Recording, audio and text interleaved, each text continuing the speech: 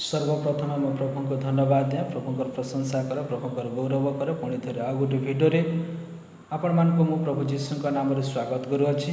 आसु आम ईश्वर वाक्य किसी अंश पाठ करवा जहन लिखित सुसमाचार तार 1 अध्याय 12 पद को आम पाठ करवा।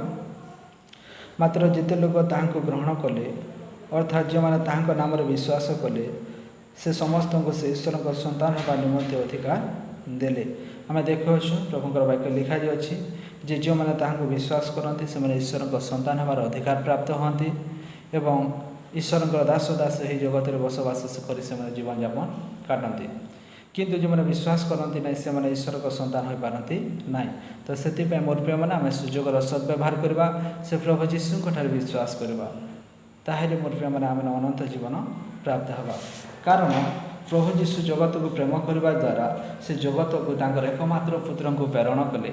और प्रभुंर वाक्य लिखा जाए जहन लिखित सुसमाचार तार 3 अध्याय 17 पद प्रकार लिखा जाए जड़े जगतर विचार करने निमंते ईश्वर अपना पुत्र को जगत को प्रेरण न करी जगत जो ताहां द्वारा परित्राण प्राप्त हुए एथिपाई ताहां प्रेरण कले। प्रभुंर प्रशंसा और प्रभुंर गौरव हो।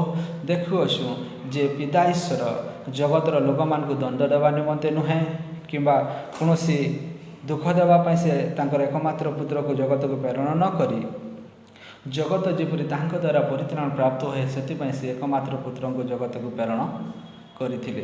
तो मोर प्रिय माने से प्रभु को जो मैंने विश्वास करते से दंडर मुक्त होती। मात्र जो मैंने विश्वास करते ना ताहले से विचारित हो सारी अच्छा। तो मोर प्रिय मैंने आसु आम से प्रभु विश्वास करवा से प्रभु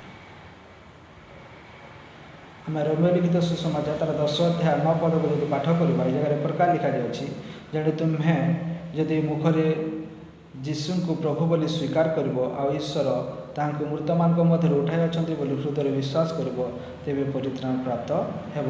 मोर प्रिय मैंने झील मैंने मुखरे प्रभु जीशु को प्रभु बोली स्वीकार करती हृदय विश्वास करती से माने परित्राण प्राप्त होती।